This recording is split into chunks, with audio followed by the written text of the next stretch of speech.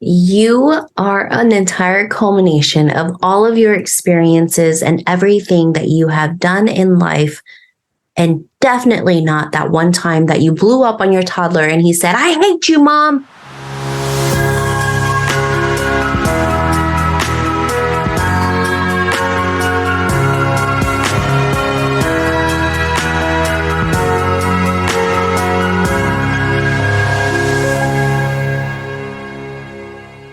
Okay, today let's explore about how we identify ourselves, how we feel, and what we experience whenever we have a moment of weakness. And when I say weakness, it means a moment where I let myself go and went off on my child because I had so much going on that day, or a moment of weakness in which I made a mistake. I didn't double check something that was supposed to go out for a client, which has definitely happened to me, or a moment of weakness in which I choose to be on a diet, but I'm like, oh man, this cake looks so good, and I eat the whole thing.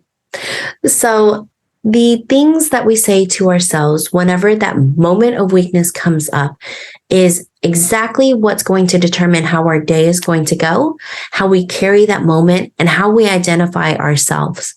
So as a mom and an entrepreneur, I know exactly how it feels to get so swamped down by the day.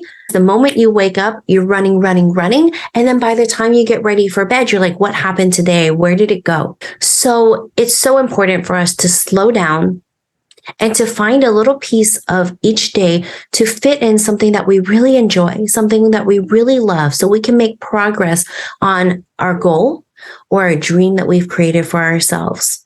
This helps us to bring ourselves back to the mom that we can be, the mom that we know we can show up as. It's not always going to look pretty, but if we can accomplish that one thing, just even if it takes 5 minutes, and knowing that it feels so good that I was able to take 5 minutes to just relax and color in my coloring book. Yes, we color in coloring books as adults. That's what adult coloring is. Or if we took 5 minutes to just read out of my book that I've been dying to finish. I took 5 minutes of quiet peace in the backyard by myself. And I say 5 minutes because I know that it's okay and it's feasible to find 5 minutes. It's not feasible to tell your children, I need 2 hours, so please just back off and give me that time because I need a break. But if you can find just 5 minutes in a day to do something that you enjoy, you're going to be able to show up better for yourself and for the people that you love. The people that you love can be your children. It might be your family, and it might be the people that you connect with, your best friends, or people who are in your inner circle online, your audience that relies on you, your clients, whatever that looks like.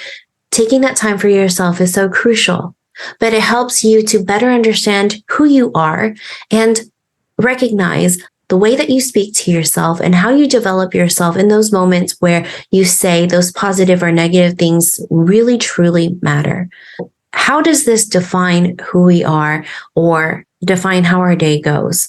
I used to let the entire day end and start badly due to any specific thing that happened. It could be I got into an argument with my partner. It could be my daughter didn't clean up her room. We got into this huge fight and she broke something that belonged to me that meant the world. Now, this is not a real story, but it's something that we can relate to because it happens. In daily life, you're going to get into disagreements with the people around you. Something's going to break or something's going to fall apart that you didn't expect to happen, and you just weren't ready for that moment to take place. But that moment doesn't have to define your entire day or who you are as a whole. And it starts with how you speak to yourself, the things that you say to yourself. First of all, do I want for my day to be ruined? Does anybody want their day to be ruined or their week or their month? No. So how do we recognize how to make that change? I'm going to stop. I literally, in those moments, stop. I take a deep breath. And I remind myself that this moment is not something that I want to empower the rest of my days or the rest of my weeks.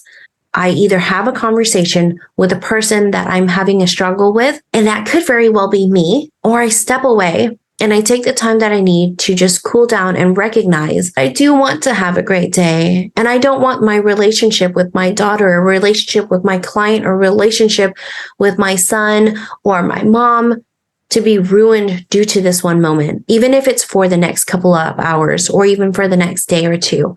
So I recognize the things that I say to myself. I recognize the things that I say about the situation. For example, no, I don't want for this to ruin any moment. I can calm down. I have the ability to control my emotions. I don't want to say things that I will regret.